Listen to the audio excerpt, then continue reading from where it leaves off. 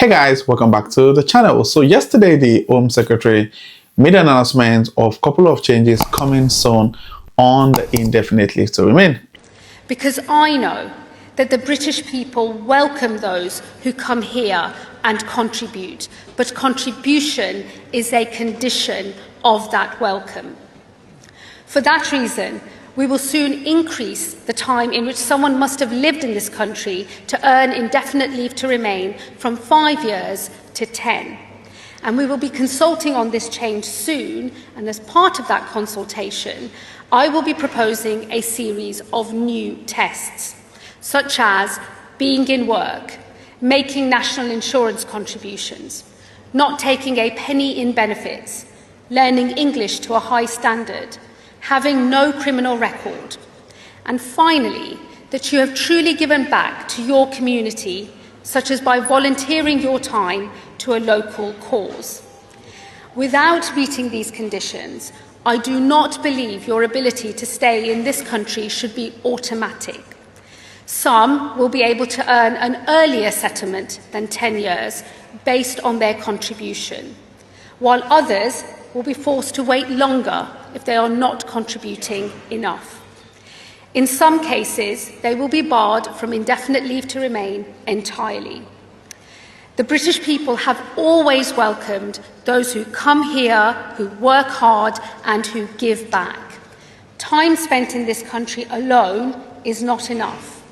Just like my parents, you must earn the right to live in this country for good. Just as you heard from the video, the Home Secretary confirms major changes, to indefinite leave to remain coming very, very soon. The Home Secretary announced, outlined plans to introduce new contribution-based test, meaning ILR will not be automatically granted based on residence. Now, getting your ILR, you basically need to be on a particular visa for a particular period, and you automatically get qualified for indefinite leave to remain.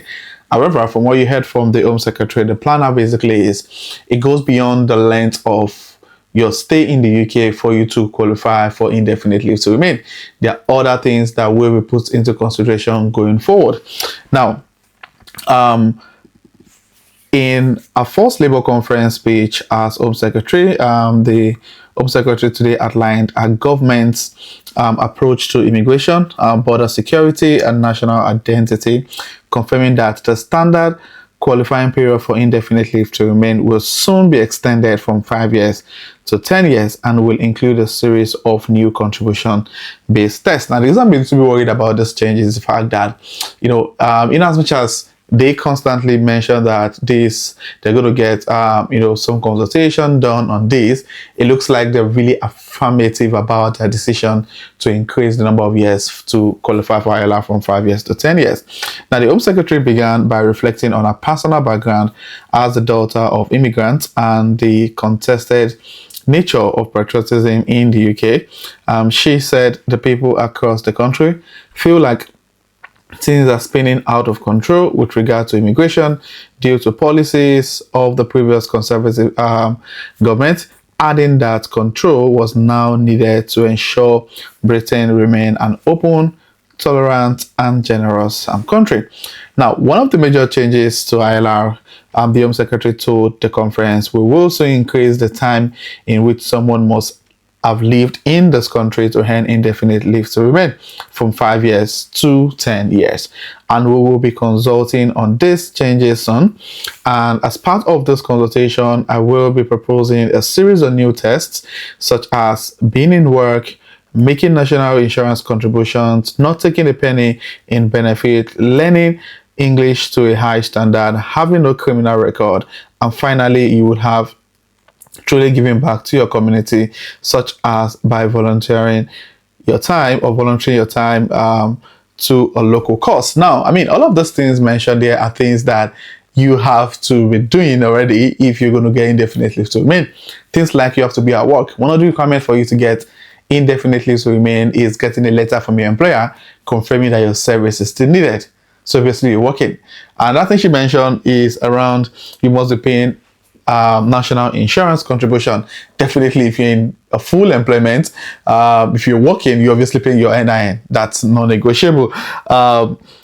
not taking a penny in benefits. Now, every single person on visa, on skilled worker visa, global talent visa, or student visa, whatever visa category you are, it's written clearly on your visa that there's no recall for public funds. You don't even get access to public funds. So all of these points are things that are here already. Learning English to a high standard. If you're on a skilled worker visa, you're definitely, very sound in your English language. Have no criminal record. Now, all of these things mentioned here are things that is already a requirement for getting ILR. So I really do understand the emphasis on these changes, on this point, because it's something that is in effect already. The other part is you volunteering your time to local cause.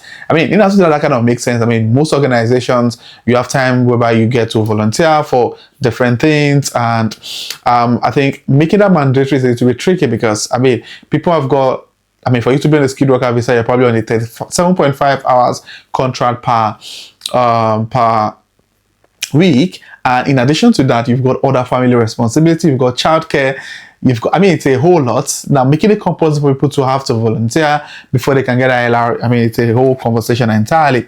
But the Home Secretary also said that she believes that people who do not meet the new conditions should not automatically be granted ILR, adding that some may qualify for settlement in less than 10 years based on their contribution, while others could face longer wait, in some cases be banned from ILR entirely. I mean, we were still trying to understand what they're using to measure individual contribution, which I believe that when the new policy or the new rule is being passed across, that will be clearly specified that if you meet all of these requirements, then you can apply for ILR earlier than 10 years. And if you don't meet all of these requirements, you have to wait longer, or you don't qualify for indefinite leave to remain. Now, according to an article in Financial Times today, a source close to the Home Secretary said the policy to double the qualifying period of ILR would not apply to migrants already in the UK, which I think is good news, a positive one. However, LBC reported this evening that the Home Secretary said is said to be considering emergency retrospective law changes to prevent around 1 million recent arrivals from automatically qualifying for ILR under current rules. The move would affect migrants who come to the UK after 2021. Under the post-Brexit immigration system, government insiders told LBC they were prepared to fight the expected legal challenges. Now, this is going to be a whole lot.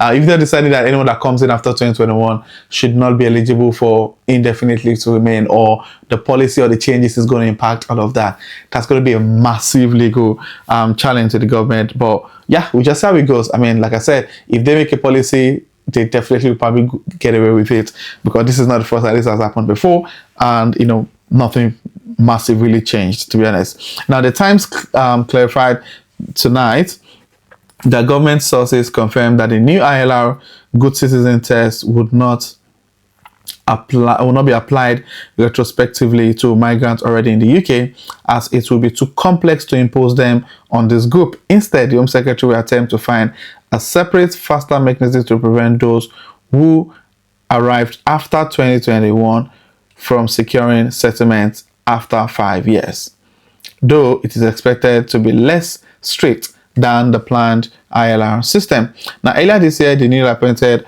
Minister for Border Security and Asylum told Parliament that the government would make its final decision on the proposed ILR changes after the public consultation. Now, this is really tricky. So the fear now is, how are they planning to implement this? If they're planning to implement this to impact those who are already in the UK, how is that going to work? If they're planning to implement this for those who are coming to the UK after the policy has been passed to law, then how is this really going to work? I'm really, really looking forward to the decision after the public consultation. And we'll get to see how this changes on indefinite leave to remain will impact both immigrant residents in the UK right now, and those who will be moving into the UK in the nearest future. What are your thoughts about this? Please state your thoughts in the comment section. And if you're coming across my channel for the first time, I share everything UK immigration, transition into tech, and personal finance. Do well to hit on the subscribe button to join the amazing growing family. And my returning subscribers, thank you guys for being here. I really do appreciate you guys. So this will be the end of the video, and I'll see you guys in my next video. Thank you.